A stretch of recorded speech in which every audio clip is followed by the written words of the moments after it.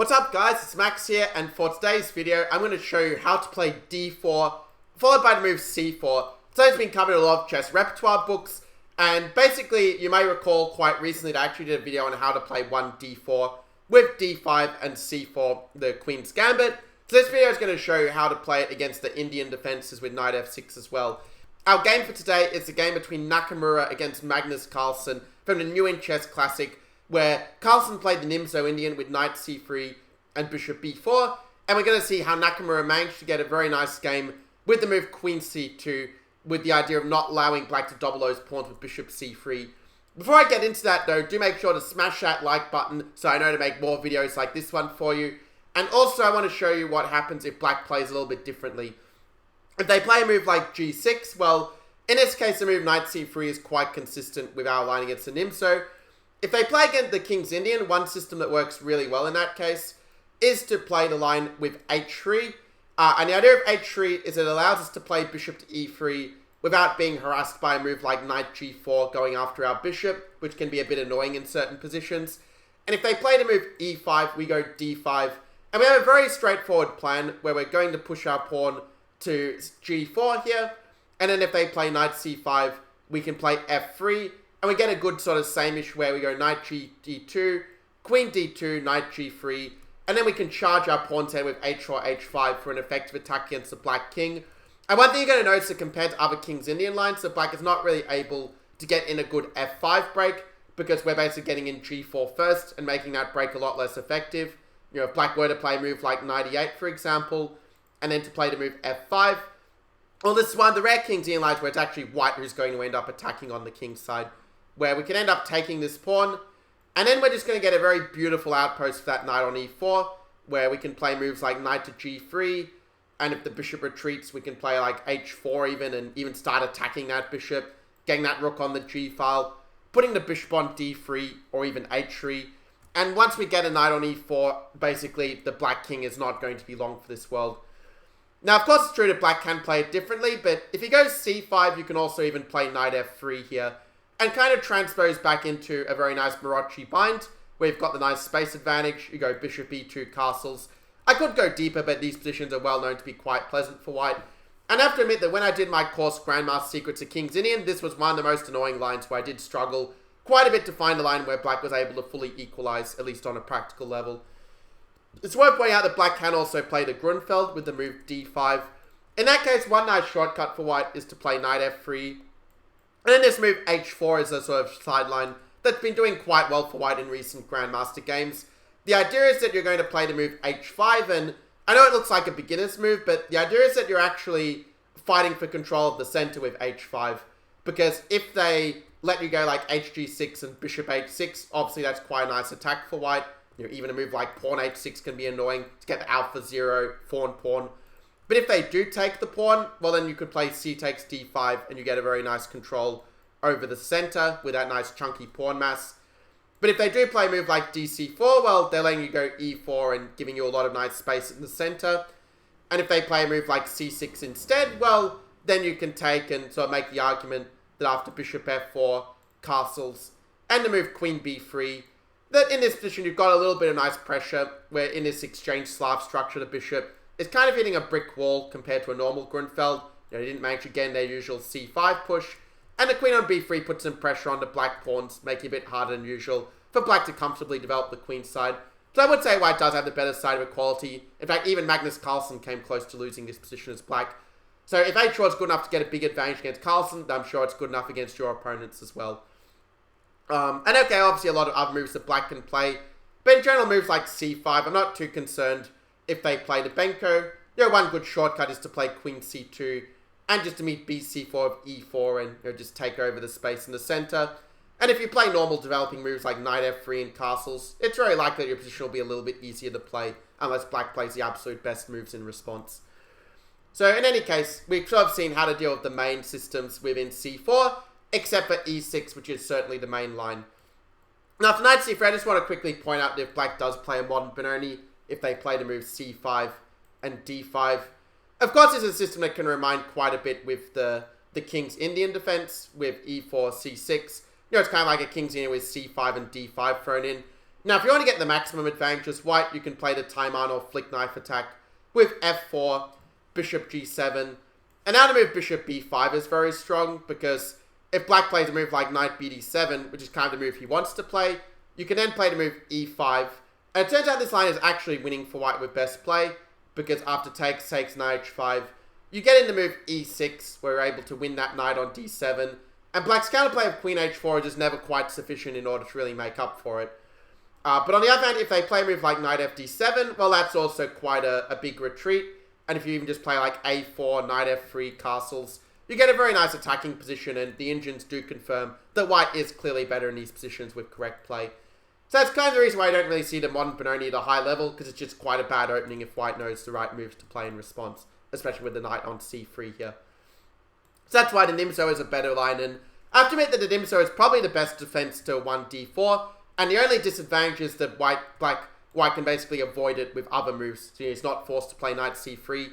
But the move queen c2 that Nakamura played, it's known as the classical variation or the Capablanca variation, and the idea of it is that we're basically preparing to play the move a3. So for example, if black were to castle, you could play the move a3 here, and then after bishop takes c3, we're able to gain the bishop pair advantage without giving up the doubled pawns with b takes c3. So for those who enjoy your bishop pair, this is the perfect line for you to play. If they go b6, you can kind of annoy them with a bishop b5, g5 pin, and then even a setup like f3 and going for the e4 break is one quite ambitious way to play it if you want to try and get the maximum advantage as white. And if they play a move like d5 instead, well, you can play the move knight to f3. And then one really fun line that's been played by Kasparov in many games some years ago is he came up with this crazy idea of playing h4. And it looks completely ridiculous, but it's actually far from silly. The idea is that you're going to play h5 and h6 and just go after, try to create a weakness in the black king position.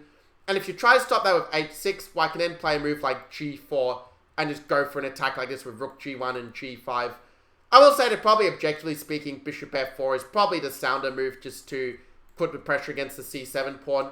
But certainly this idea of going for g4, g5, it's something that, well, could certainly scare some opponents in a game. Well, okay, that's my sort of lazy suggestion. But let's now move on to the main game, where black decides to play the main alternative to castles, which is the move of d5. And okay, you could still play the move a3 here and still go for the bishop pair advantage. But Nakamura decides to play the move cd5. And this move is considered to be a bit more critical, because if black does play queen takes d5, you can then play the move e3.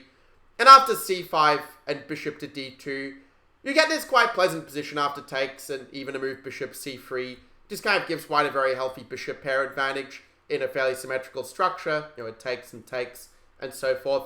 And these are positions where basically you can play for a win without any real risk. So it's a very safe line. Also, b takes c3 is another decent option, which also is given by the computers as a good alternative that you might like to explore. Because that way it gives you a nice sort of chunky center. But in the game, Carlsen played ed5, which I think is the best move. It is the one I also recommended for black in my club play to expert repertoire.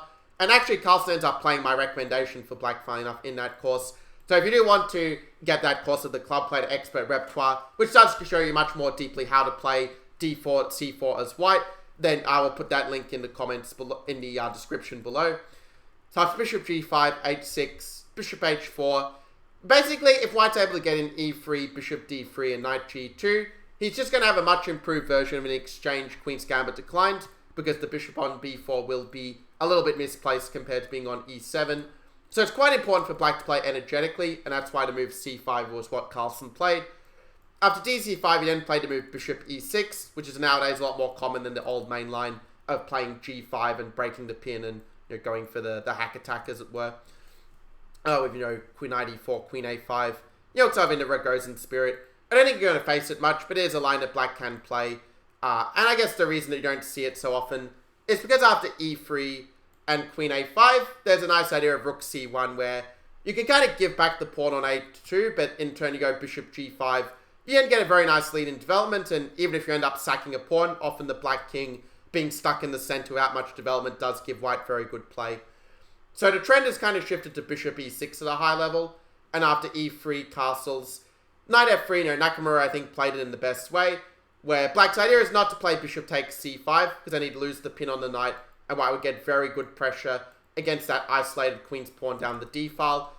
And instead, black played a move knight b to d7, And Nakamura played knight d4, which I think is a really nice move where we just take over that outpost with the knight, and that way we blockade the pawn, and also we notice that the pawn on d5 is not constricting the knight movement of the knight, because of course our knight can jump over the opponent's pieces. Carlsen played bishop c5. Nakamura played bishop to d3, a very active move in this position. He also could have considered a move like rook d1 if you just want to keep that knight very well defended, because it means if they go queen b6, well, you can also consider putting the bishop on e2, and that will ensure that your knight is going to be well defended. But Nakamura played a bit differently. He went bishop d3, and his idea is that after bishop d4 and ed4, but bishop d4 is a little bit imprecise, like maybe going queen b6 and keeping that bishop d4 in reserve might have been a better try for black. Because now after queen b6, white gains this extra option that Nakamura found. It's not an easy move to see, actually. So what move would you play as white to deal with the attack on the d2 pawn? So while you're thinking about it, do make sure to hit that subscribe button in order to get more videos like this one. Okay, well done if you put in the comments below the following move, where you might have thought of the move rook d1, which would be quite a clever idea, so the queen takes d4 is met with bishop h7, winning the queen. But actually, the move queen d2 is perhaps an even better way to do it, and that's the move that Nakamura played, again realizing that queen takes d4 would lose the queen to bishop h7, a tactic that's a subject of a lot of chess memes. Well, the move in the game was knight to e4, and that was a very good move by Magnus Carlsen. Right, bishop takes e4, d takes e4. You don't want to play knight takes e4 in this position, actually, because if you do, you're going to run into bishop c4, and that's going to stop the white king castling. And you don't really want your king stuck in the center when black has his open e file and open c file. You can't really castle queenside either, because your king is still very exposed on that side of the board with the open c file. So instead, Nakamura's idea was not to grab a pawn, but instead to play d5, kicking that bishop around, and then after castle saying that, well, okay, I've got a passed pawn, my bishop is more active than your bishop, and even though the computers say that the position is still close to equal, the reality is that it's much, much easier to play white, and that's reflected in the fact that Nakamura did go on to win this game. So this video will also teach you guys how to beat Magnus Carlsen, in case you ever get to play him. Well, the move that black probably should play is knight e5, and I think that this is a good move because if white does play queen f4, and I think this is probably what Carlsen was nervous about, it turns out that knight g6 is actually quite okay. Where after queen h5, knight h4, it turns out that black is just hanging on in the complications after queen takes b2, where we're again meeting the opponent's threats with threats of our own. The move knight a4 is not winning a piece, because the move queen f6 allows us to defend the queen and defend the knight. And after queen h4, queen c3, I do think that white is still a little bit better. White is getting his rook behind the passed pawn, and he can try harass for moves like queen e7.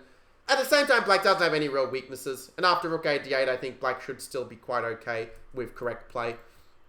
But in the end, Carlsen played queen g6, and now after d6, that pawn is an absolute monster. Black isn't really able to coordinate an attack on the light squares, because bishop h3 is just blocked with bishop to g3, defending g2 that way. And after knight e5, again, bishop g3, we see the bishop is doing a very good job, both in defending the king, but also in supporting the pawn and controlling the center. I mean, these pass pawns are very strong in the middle game as well as the end game, as we'll see. After rook f8, Nakamura decided to jump in with knight to b5. Certainly quite an appealing move to have threats like knight c7 forks, though I think that the move queen d4 might actually have been more precise, and the reason is that if they go knight c6, you're kind of forcing their knight back, which is quite convenient. Or if they do jump into that juicy d3 outpost, I mean, it looks like a very beautiful square, but actually white can play around it. And after move knight d5, we see that also with the threat of knight e7, but also the threat of knight to c7. White's actually going to be winning material here. So we sort of see that black's moves just don't really tactically work out in this case. But okay, the move knight b5 was played instead. Black played a move rook a to d8. And okay, I realized that this is a bit of a long video. They've gone a little bit deeper. So let's go through main moves relatively quickly. Probably black should have played the move knight to d3 here, but instead he played the move knight to c6. And now after knight c7, like this is just an incredibly passive position for black after rook a d1. You can see that these queen and bishop are on a long road to nowhere, and the rooks are completely stymied by the pawn on d6. Now black played h5, and actually this is where the game starts to get very interesting, because here I think that white should just be prophylactic and stop this counterplay of the h-pawn. Play the move h4 and say, okay, I'm just going to stop your best ideas, Carlsen, and then even though you're a world champion, you're not going to find a good plan to get counterplay. So instead though, Nakamura played queen c5, which is still a perfectly good move. But around this point, I remember he started to lose his way. For example, a move like rook d5 would be very powerful here, because in that case, you've got this skewer along this rank with the bishop and the pawn. And if you try to defend the pawn with bishop g4, white's just going to play a move like h3 here, and that's going to allow him to basically go after the bishop and then be able to pick up that pawn once the bishop leaves this diagonal. But instead we had b4, and then after a6 and a4, well, Carlsen then decided to go for broke here, realizing it, okay, if you let white get in b5, kick the knight, and then, crash through on d7, it's clear that black is just going to be completely lost. So he played e3, trying to mix up the play, and then after f takes e3 and bishop e4, well, this trick actually nearly worked for Carlsen, because he did get a chance to get back in the game later.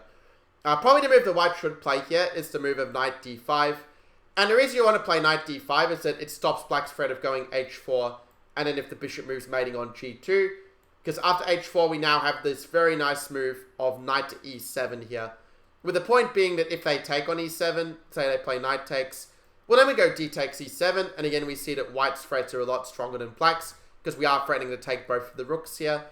And after rook e8, rook d7, h takes g3, we simply defend with h3, and even though black has the pawn around the king, he doesn't really have a good way to get at that pawn on e2, on g2, whereas white can go rooks to d8, queen his pawn, and basically win the game. Instead, white played a move rook d2, trying to defend this pawn, but actually it kind of loses the momentum, and actually could have allowed black to get back in the game.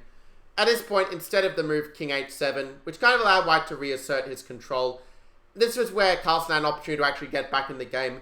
It's quite a difficult one, but for the advanced players, do make sure to pause the video and see if you can find the move that Carlsen missed. Because who doesn't want to play better than Carlsen? Well, to improve your chance of playing better than Carlsen in different positions, do make sure to hit that subscribe button for more chess videos like this one. So the answer is that the move b6 is actually a very effective move, because if you play queen takes b6, black can now play rook to b8. And if you start taking all the pawns, black has moves like h4. And suddenly the position is not so clear anymore, because getting in bishop f4 and h3 will kind of weaken the white king. And what you notice that even though black is down a lot of pawns, he's got the much stronger opposite colored bishop, which gives him a very good chance for a successful attack. But if you do take the pawn, black's going to go rook d6. And suddenly the rook is attacked, and you can't take that rook on d6 because of queen g2 mate. And so black's getting a lot of threats here. He's ready to take all these different pawns as well. And even though white is up 3 pawns, black's actually doing quite well at this point, as it turns out, with his very active pieces. So white should probably go queen c4 instead, but even here, the move h4 is not so clear. Again, bishop h4, rook d6 is a tactic that allows black to, well, overload the rook on d2. And if bishop f4, again, h3, and... okay, white's still probably somewhat better, but it's a lot less clear than it was before, where black's getting quite real compensation for the pawn, based on the fact that all it's going to take is getting a battery on this long diagonal, and suddenly black would simply be winning. So it's going to really tie white up just to avoid this battery happening with like a bishop b7, queen e4 kind of thing. In any case, that was black's last chance to really get back in the game. As it turned out, the game saw king h7, and let's now see how Nakamura won. He played the move b5 here, a takes, and after knight d8, a very nice centralizing move. In the move knight to d5, just planning to jump that knight into some different squares. The game continued knight e6, queen c4, h4, kind of a somewhat desperate move, hoping for some like bishop h4 and rook d6, because obviously this pawn is the main thing that's tying black up. But Nakamura instead found a better move with knight e7, making sure to keep up the pressure and keep up the attacks. After queen g4, white defended his bishop with bishop to e5, and then after knight to g5, well, white played the move bishop to f4, and actually this was a key moment where it turns out I lied before, that actually this is a position where white actually blundered. If white were to play some move such as rook to f4, this would actually be completely winning for white. Maybe he was worried about a move like knight h3, and then knight takes f4, but it turns out that actually we have a counter tactic with queen takes e4, and I can't play knight to g6 because then we can see that the queen on g4 would be hanging. But after f5 and queen takes f4, white's up 2 pieces for a rook, and he's got a pawn in hand. And that's enough of a material advantage to easily win at this level, and many levels below that too. But instead, Nakamura played bishop f4, and this is where Carlsen actually missed a win in this position. So again, are you able to find the win that Carlsen missed? Okay, so maybe you could leave us a comment below to see, well, were you able to improve on Carlsen's play here. Congratulations if you came up with the move of rook takes d6. This is actually a decisive tactic because if you play rook takes d6, obviously there'll be a mate on g2 in that case. But if you take with a bishop instead, which looks safe at first, now black has a nice tactic exploiting the fact that the queen on c4 is undefended. Black plays a move knight to h3, and after king h1 we have the discovered attack with bishop takes g2. So that after rook takes g2 and queen c4, well, black has won the queen and has a decisive material advantage here. So yeah, that actually would have won the game, and it turned out that this game, yeah, it's true that it was a very spicy game, and certainly one where there are a lot of mistakes even between his top players, but also gives a lot of great learning opportunities as well to see how we can even play better than the top players in the world in certain cases.